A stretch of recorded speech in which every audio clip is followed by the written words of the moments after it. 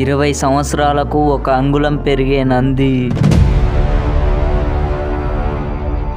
మనుషుల్లో కాదు, రాళ్లల్లో కూడా జీవం ఉంటుంది.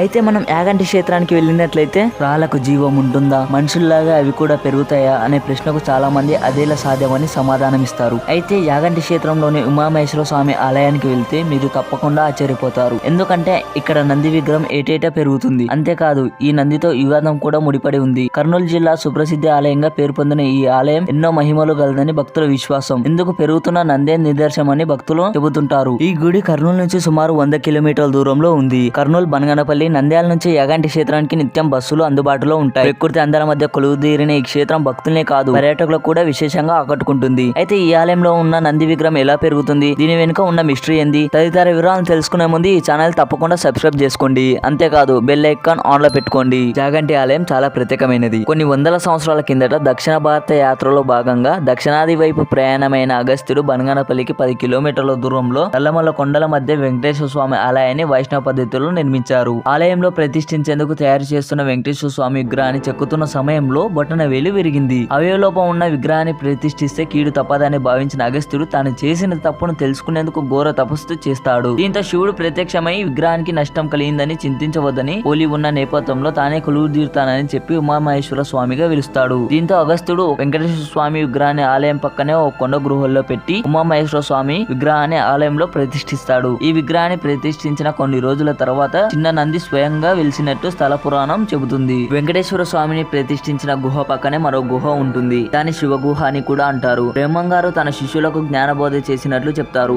5వ శతాబ్దం నుంచి పల్లవులు ఈ గుడిలోనే నిత్యం పూజలు నిర్వహించేవారు. 15వ శతాబ్దంలో విజయనగర సామ్రాజ్యానికి చెందిన సంగమ రాజ్య వంశస్థుడైన హరిహర బుక్కరాయలు శిథిల స్థితిలో ఉన్న గుడిని పునర్నిర్మించారు. ఈ ఆలయంలో నంది విగ్రహం పెరుగుతుందా అనే విషయంపై ఎన్నో సందేహాలున్నాయి. 400 ఏళ్ల కిందట ఈ నంది విగ్రహం చాలా చిన్నగా ఉండేదని భక్తులు దాని చుట్టూ ప్రదక్షిణలు కూడా చేసేవారని చెబుతారు. ఇప్పుడు ఆ నంది విగ్రహం సైజు పెరగడం వల్ల ప్రదక్షిణలు సాధ్యం కావడం లేదని అంటారు. అయితే నంది చిన్నగా ఉన్నప్పటి చిత్రాలు గాని వీడియోలు గాని లేకపోవడం వల్ల చాలా మంది అది అసాధ్యమని కొట్టిపాడేసేవారు. కానీ ఆ నంది సైజు పెరగడం నిజమే.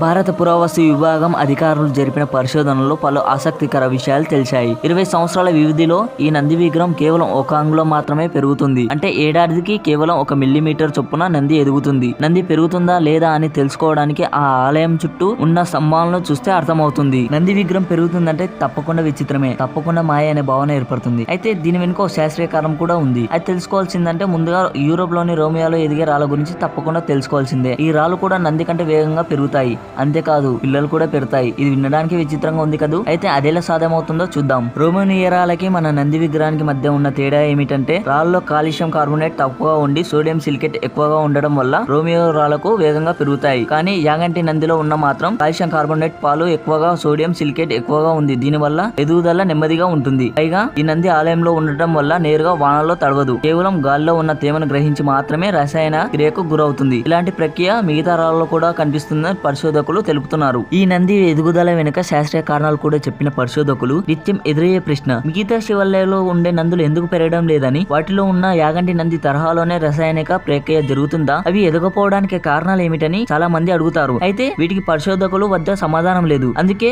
భక్తులు ఇప్పటికీ యాగంటి నంది ఎదుగుదలను దేవుడు మాయనని గట్టిగా నమ్ముతారు. కలియుగాంతంలో యాగంటిలోని ఈ నంది లేచి రంకసులేస్తుందని శ్రీ వీర బ్రహ్మేంద్ర స్వామి కాలజ్ఞానంలో వెల్లడించారు. అందులో పేర్కొన్నట్లుగానే ఇక్కడి నంది రోజు రోజుకు పెరుగుతుందని భక్తుల విశ్వాసం. అంతేకాదు ఈ నంది విగ్రహంలో జీవకళ ఉట్టిపడుతుంది. లేచి రంకలేయడానికి సిద్ధంగా ఉన్నట్లు కనిపిస్తుంది. ఈ ఆలయం వద్ద ఒక కాకి కూడా కనిపించదు. దీనికి కూడా ఒక కారణం ఉంది. యాగంటి క్షేత్రంలో ఎక్కడ కాకులు కనిపించకపోవడం ఆశ్చర్యం కలిగిస్తుంది. పూర్వం ఈ ప్రాంతాన్ని దర్శించిన అగస్త్యుడు విగ్రహం బొటనవేలు విరగడం వెనుక తన లోపాన్ని తెలుసుకోవడానికి తపస్సు చేశాడనే సంగతి తెలిసిందే. ఆ సమయంలో కాకులు ఆయన తపస్సుకు భంగం కలిగించాయని, దీంతో ఆ ప్రాంతంలో ఒక్క కాకి కూడా కనిపించకూడదని ఆయన శపించారంట. అప్పటి నుంచి ఇక్కడ కాకులు కనిపించవు. చూశారుగా ఈ ఆలయం ప్రత్యేకతలను. ఈసారి కర్నూలు వెళ్తే తప్పకుండా ఈ ఆలయాన్ని సందర్శించండి. ఇలాంటి వీడియోస్ మరిన్ని రావాలంటే లైక్ చేసి, షేర్ చేసి, సబ్స్క్రైబ్ చేయండి.